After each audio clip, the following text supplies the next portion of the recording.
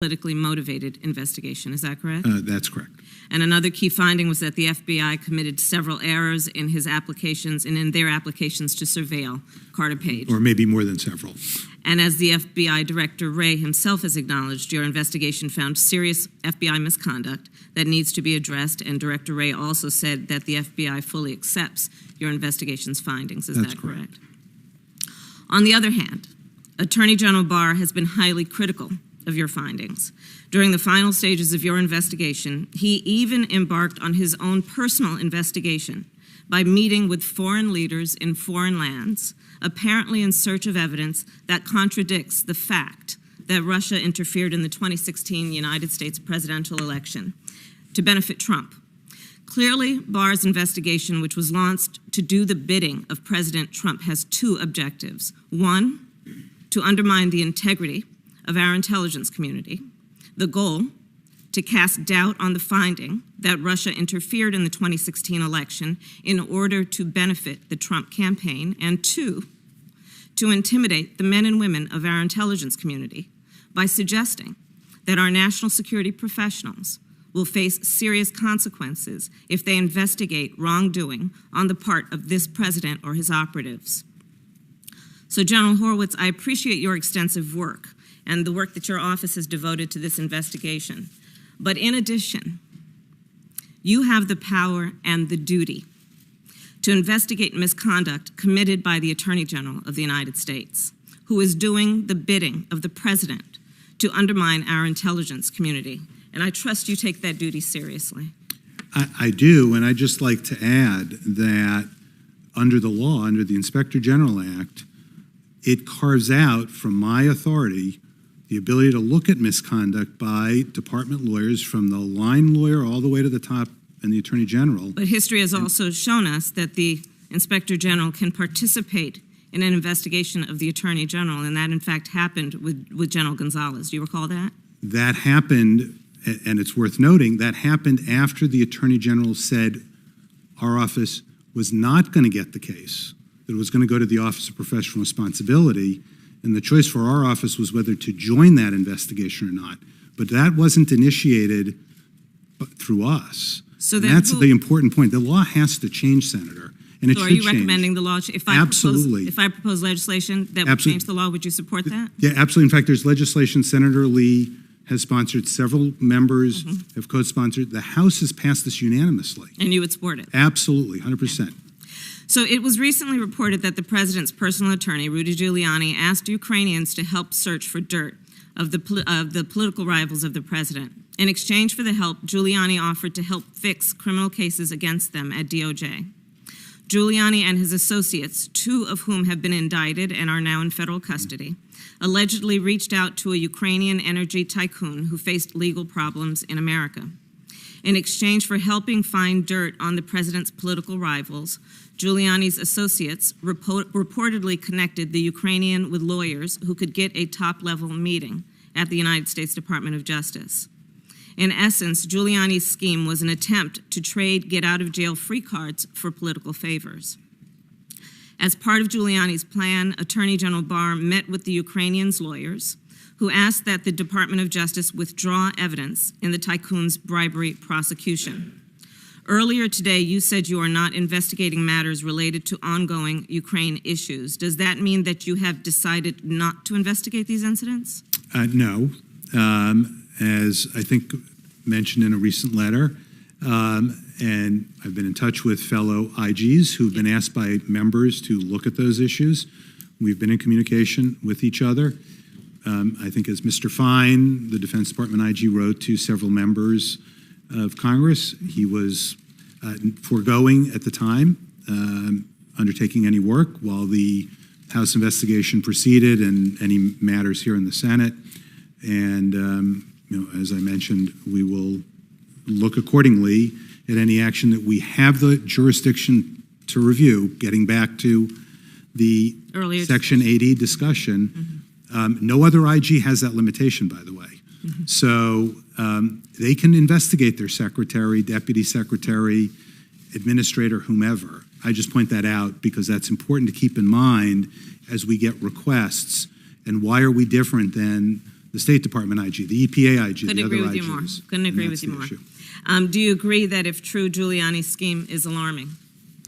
I think anything like that would be very concerning.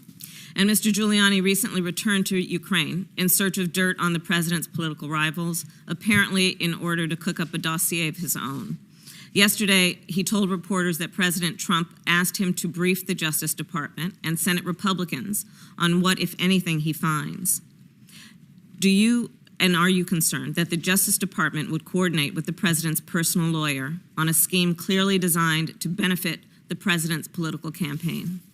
I'm going to look at the evidence myself and facts. I've learned to, before taking any action, to not just rely on news reports or other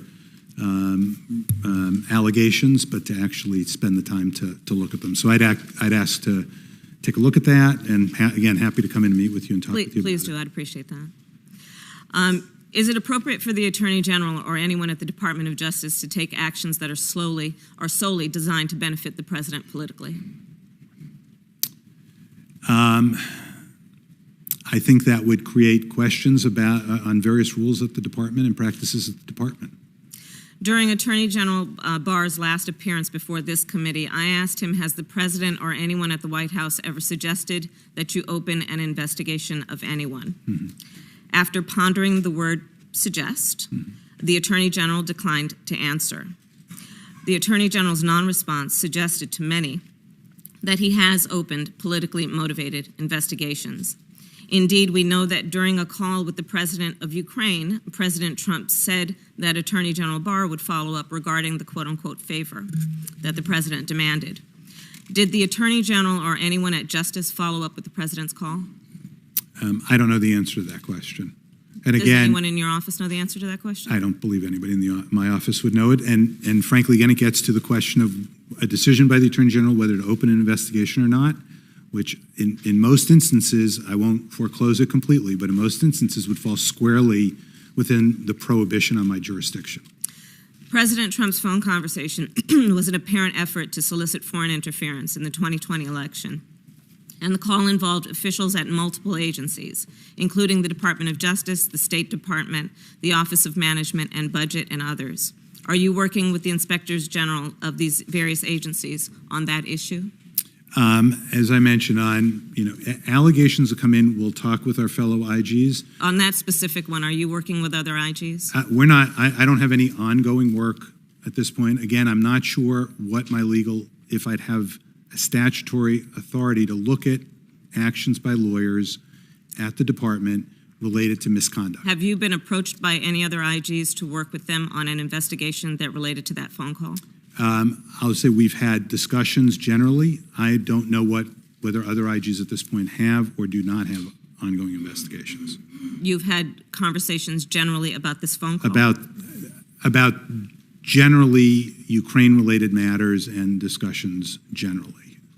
How about specifically about this phone call? I don't recall, as I sit here, discussions about it. But again, I have to. You have to refresh your memory? Refresh my recollection on this issue. I've obviously been spending a fair amount of time preparing to deal with the 400-plus page report that we're talking about today.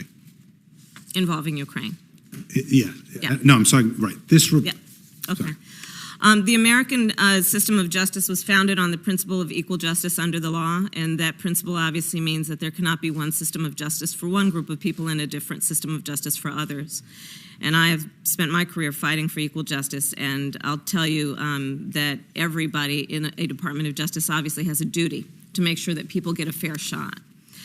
Unfortunately, recent reports suggest that the actions taken by the Justice Department leaders fall far short of their obligation to pursue equal and even-handed justice.